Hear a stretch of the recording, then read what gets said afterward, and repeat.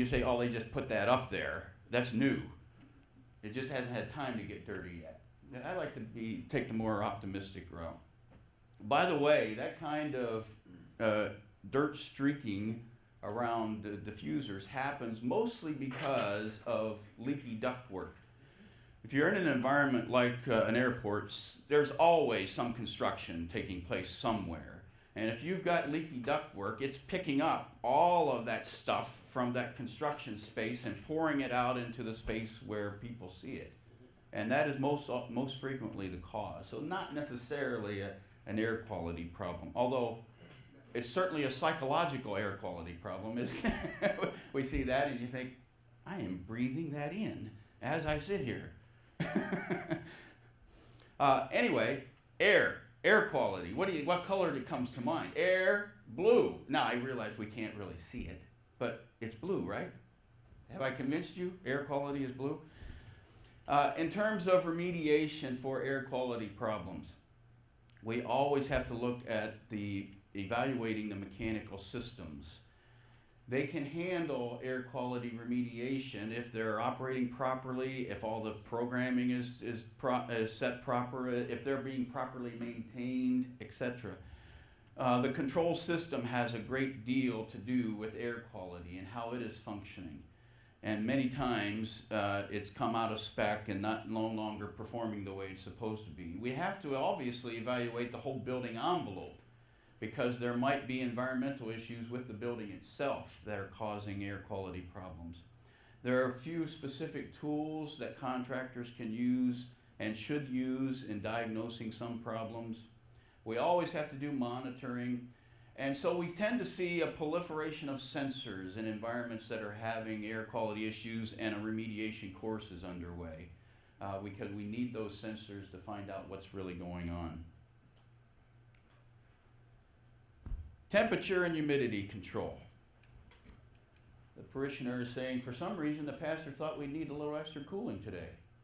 And then the sign out front, how to avoid the eternal fires of hell. The pastor's got a good one in mind for today. All right. When we talk temperature and humidity, we're generally talking comfort. Comfort is generally considered a factor of temperature and humidity. Now I realize there are other factors involved, and I'll mention those slightly, but generally those two things contribute to comfort. And we achieve that comfort through the proper control and maintenance of our mechanical systems. But there is a tie to other systems. Lighting itself has a great deal to do with how people feel psychologically, and therefore how comfortable they are. And that obviously has a link to productivity. But, and you know all that, but what is the link to sustainability? Well, generally comfort is tied to that V in HVAC, the ventilation. And ventilation can be costly. Now, it's a good thing to have plenty of ventilation, but it can be a costly thing to have plenty of ventilation, and that's not very sustainable. In addition to that, many of the green building standards, like LEEDs, demand more individual control of comfort factors. And doing that can be a real challenge. If it's done well, it can be very efficient. And if it's done poorly, it can be extremely inefficient.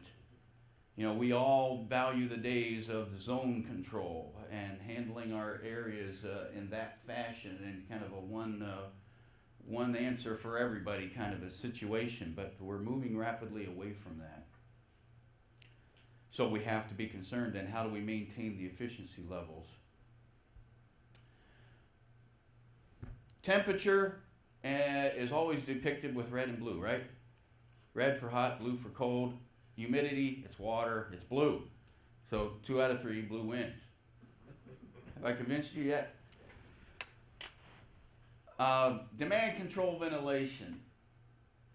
Again, ventilation has been, historically, we follow what is known as ASHRAE Standard 62. And it is based on assumed occupancy. We look at what we think the occupancy of a certain space is going to be and design our ventilation system accordingly. Demand control ventilation takes a slightly different approach. It's usually implemented after the fact, but it says we can pull into the outside fresh air only what we need because to condition that outside air is expensive, it's costly, and it's not sustainable. So this is why, and we have to use CO2 sensors and other occupancy sensors to implement DCV properly. But it is much more efficient than traditional assumed occupancy ventilation methods. By the way, those ASHRAE standards, ASHRAE creates standards in hopes that people will adopt those standards and move into, and many times they do move into building codes, and local building codes are based on ASHRAE standards. But these standards are changing a bit. We've traditionally dealt with 3 in the comfort and ventilation area of our buildings. The 62 for ventilation and air quality, 55 for thermal comfort guidelines, and of course 90.1 for energy efficiency. ASHRAE started working on 189.1, oh goodness, it was 2007, so it's been a number of years. But you know how ASHRAE works, and there's got to be reviews and public reviews and committee meetings, etc. But 189.1 is coming into its own. It's very much like the LEED standard in terms of organization. But remember, ASHRAE creates a standard. Organizations and bodies have to implement and adopt that standard.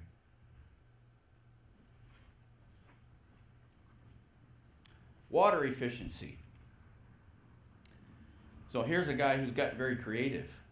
As the ice age gives way to global warming, he's installed the first hydronic cooling system, followed shortly thereafter by the first indoor swimming pool. All right, I need to hear some hearty laughter. That just broke you up. Okay. LEED is actually a good guideline here when we talk about water efficiency, because the prerequisites of the water efficiency section of LEED actually look at the potable water usage, both indoor and outdoor potable water usage, as well as macro level or building level metering. When you get into the credits, that's when you start to look at the non-potable water usage reductions and other areas, the cooling tower water usage, etc. In anything that you're doing in terms of, well, especially for LEED, but anything that you want to prove that you're reducing your water and improving your water efficiency, you have to do some measurement and verification. Whenever you think M&V, I want you to think that means control. And whenever you think control, I want you to think backnet.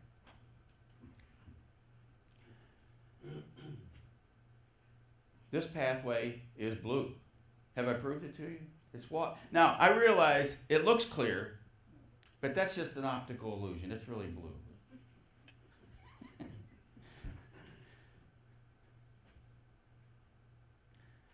Let's talk about data for a little bit.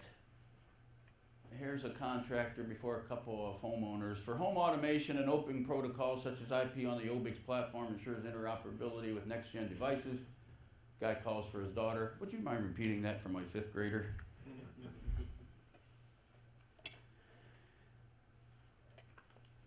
The amount of data that we have available today is immense, and it's growing, isn't it?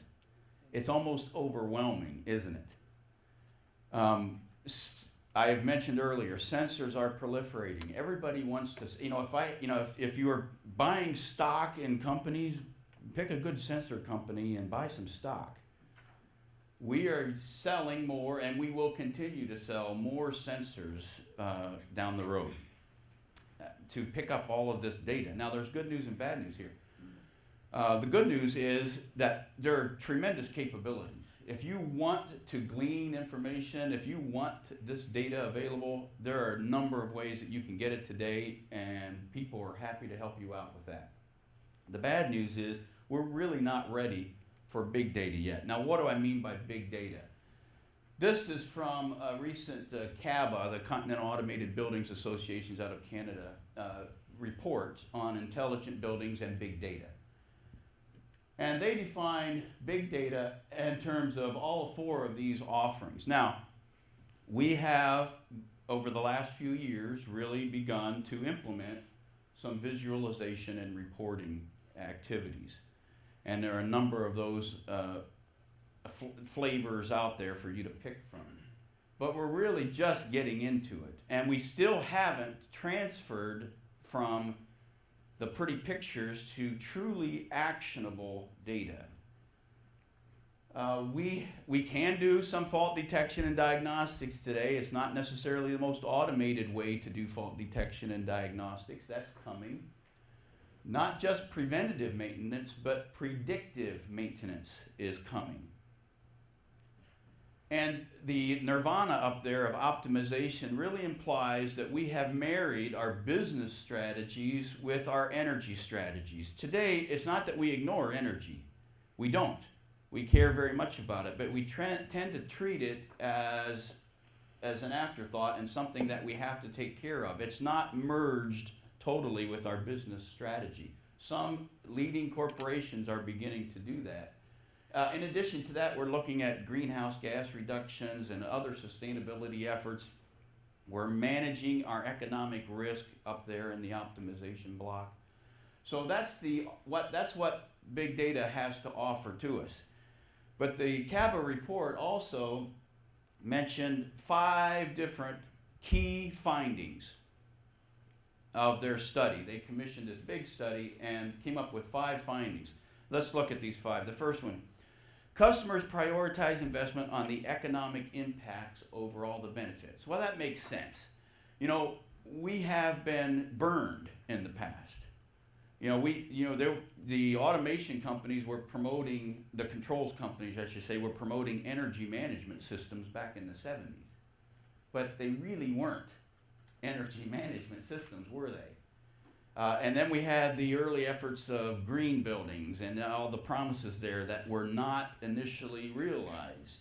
And so today, portfolio owners, building owners, facility professionals want to see the economic benefit before they consider the investment. The majority of decision makers in the intelligent building market do not know how to define big data or understand the potential benefits. Data security, a major concern. We think about putting all of our data up in the cloud, and suddenly the notion is, what am I exposed to? What am I exposing my company to by doing that? And so, but this does create opportunities, and we start to see some players within our industry are responding to this opportunity of creating truly secure big data solutions. A couple of more findings. Those interested in big data require transparency in the ROI of building and operational improvements. We want to, and what is meant by that? In the throughout the 80s and much of the 90s, control systems folks were working the black arts, weren't they? Black magic. It's you wouldn't understand. Let me take care of this for you. It's much too complex for you to know. That is not the case today. You want as a facility professional full transparency on what is happening to my building, what is happening in terms of operations, and related to what you want to change. And then finally, this one is the most significant one for me. There's a lot of low-hanging fruit in data. So why do we need big data? We still have a lot to glean here from data. And what I mean by that is periodic reports of a building's functions and status, etc., can lead to intelligent building management decisions. And there's a lot to be gleaned there where, again, we're sensing everything, we're gathering all of this information, and we're not ready for big data yet because we still have to glean all of this information that we have coming in today. By the way, this was the CABA's definition for big data. So if someone asks you, you're not going to be one of those people who can't define what it is. Here's the definition. The next generation in business and operational intelligence derived from analysis of data integrated across multiple streams or sources for the purposes of overall system understanding, performance, and optimization. Okay, repeat back to me now. Oh, by the way, you get links to these presentations after the conference at some point. I made a number of changes in my presentation after I submitted it a couple months ago because they always require these things several weeks at the conference. If you would like a copy of the latest presentation, I've set my business cards up here in the corner of the table. Just grab one, shoot me an email, and I'll send you the latest one. And you don't have to wait for the NFM&T folks, and you'll have all these other slides. This one, for example, is a new one. I did a Google search for big data. And guess what I found? I mean, these were the first two images. It's blue.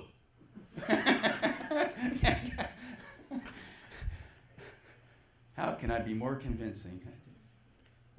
Let's talk energy. Let's see. Check my time. Okay, good. Lady looking at the manual for her new smart thermostat. And the guy says, yes, it could save the house energy, but it'll take all my energy to figure out how to program. These darn things are complicated. Oh, here's another one. I love this one. So here's another cave dweller, but at the height of the Ice Age, the first radiant heating system is installed, followed shortly thereafter by the installation of the first back door.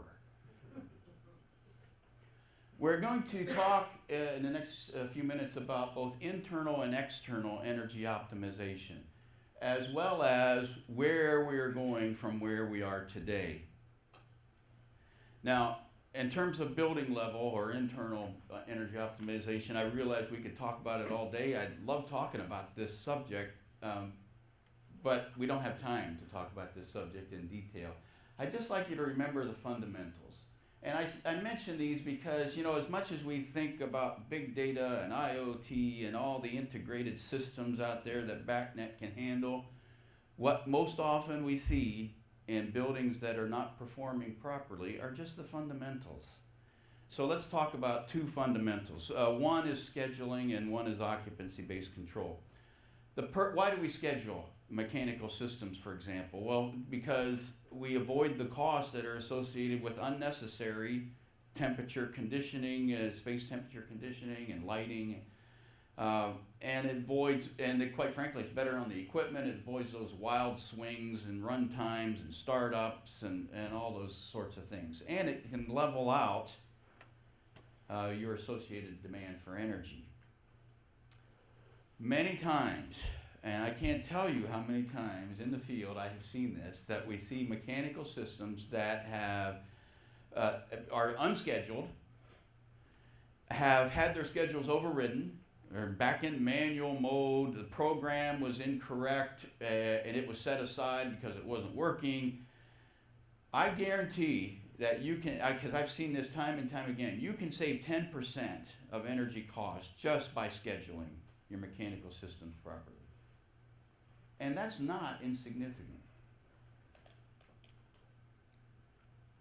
Also consider occupancy-based control if you're not already doing that. It's easy to achieve. Occupancy sensors are a dime a dozen these days. You can verify it, support it through the CCT or security system.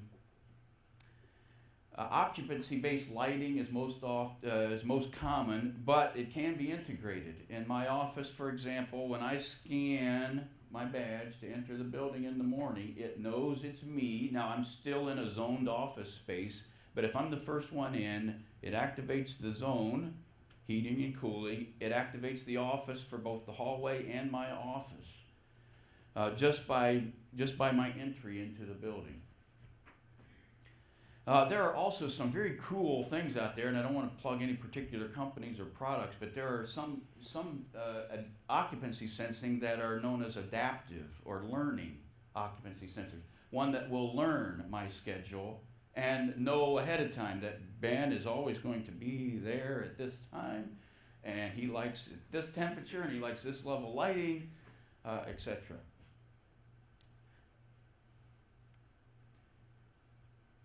Before I move on to outside the building, I'll just mention one other thing.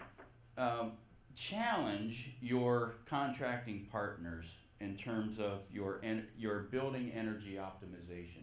Let me give you a quick example of that at work. That company out of Austin, Texas, had a contract with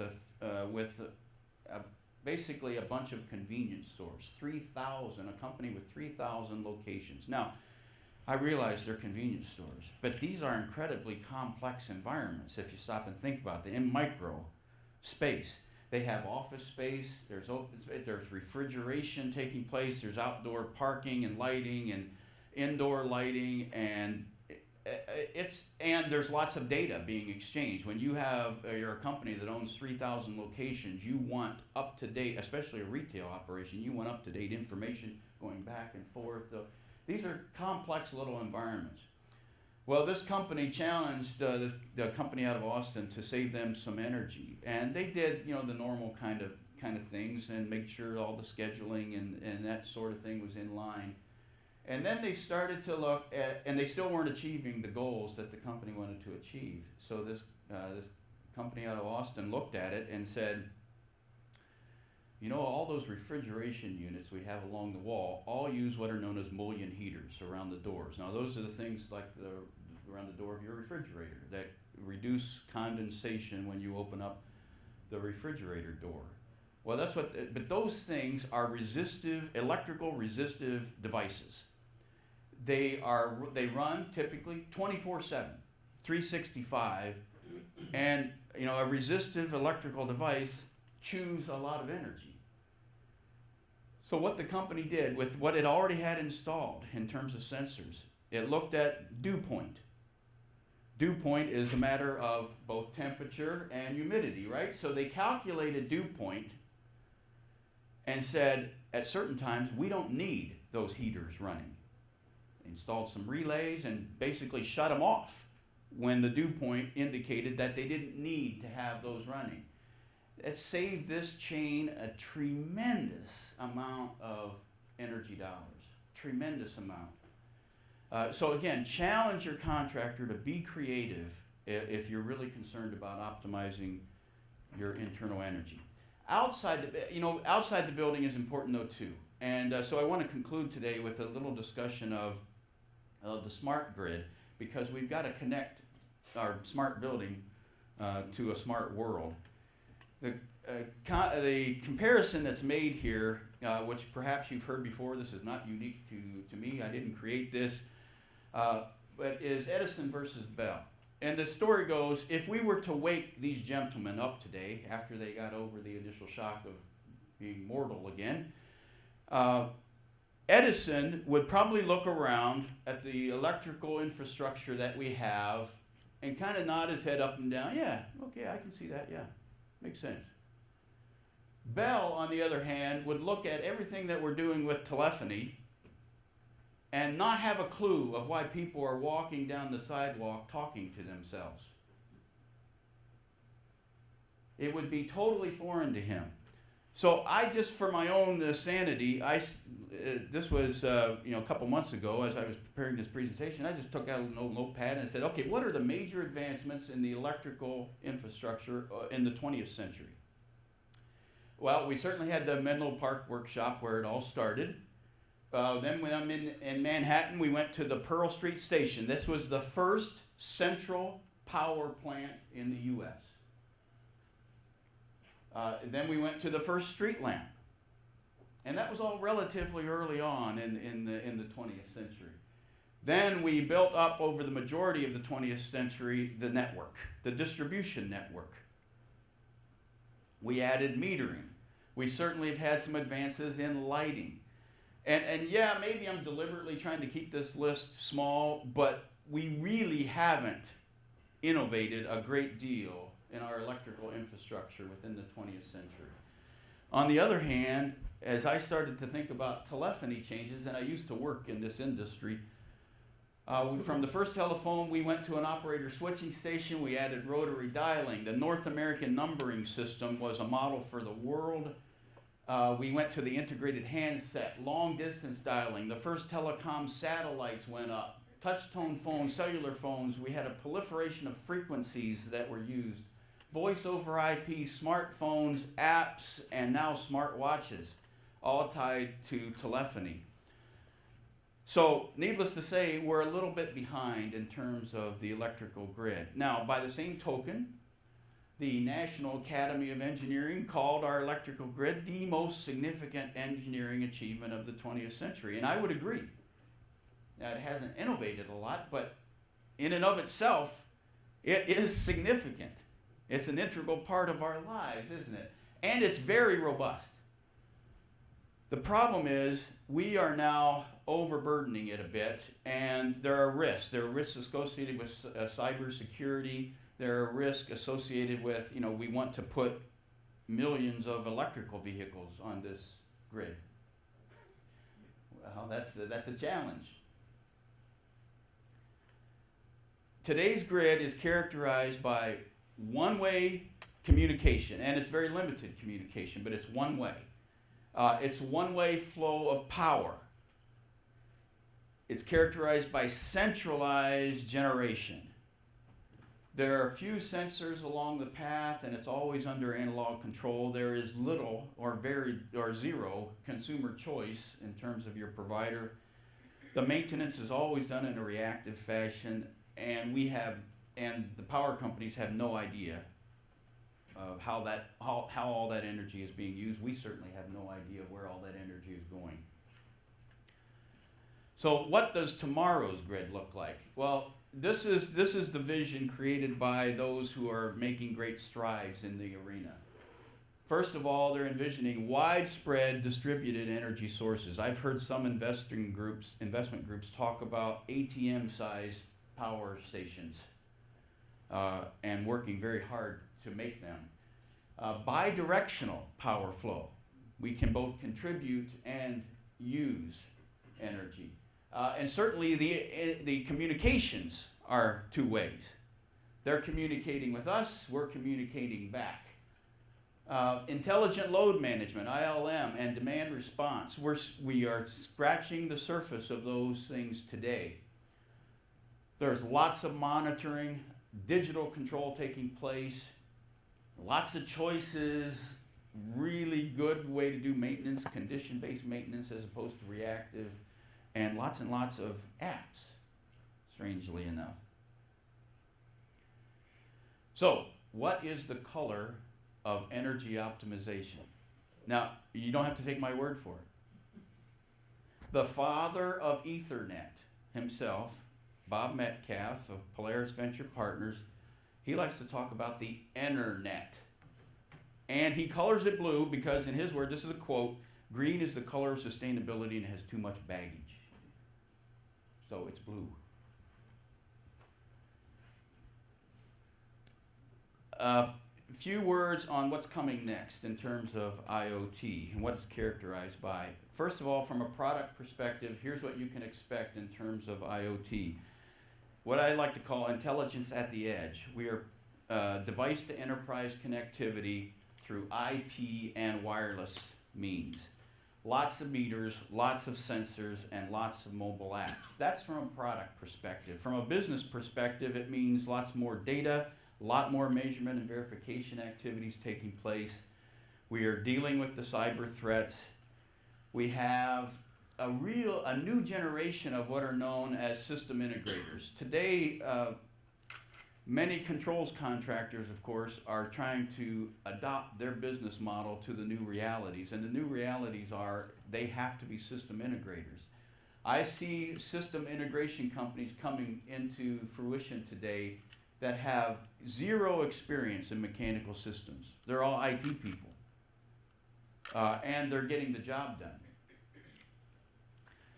Truly actionable data, the cloud, and what I like to call strange bedfellows. We have companies entering the what I like to call the Internet of Building Things, by the way. So I don't say IoT, I say IOBT, but companies entering this arena who have no business in buildings, but they're software-centric, they're technology-centric companies, and they have the market strength and brand presence to make a headway. So, final slide here, and then we'll have some time for questions. Blue is the new green. I want you to chant this to yourself as you leave the session today. And yet there is harmony. If we look at the official ASHRAE BACnet logo, that's it. Blue and green. If we look at the logo of BACnet International, it's blue and green. And a new logo, which you will be seeing. You're not seeing yet, but you will be seeing soon. You saw it here first. The BACnet Institute logo is blue and green. But blue is the new green. At this point, I'd love to entertain comments or questions. We have about 5 minutes left. Yeah. Is ASHRAE 189.1, is it developed to the point where you can include it as a building, in a building Yes. classification? Yes. Yeah, all the initial reviews, the first and second public reviews. Now, again, it's like any other ASHRAE standard. It's constantly under development. But yes, it is released, and you can get it from ASHRAE.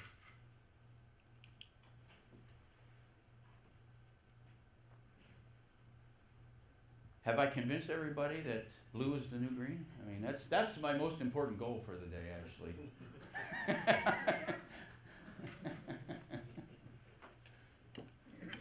Any other thoughts?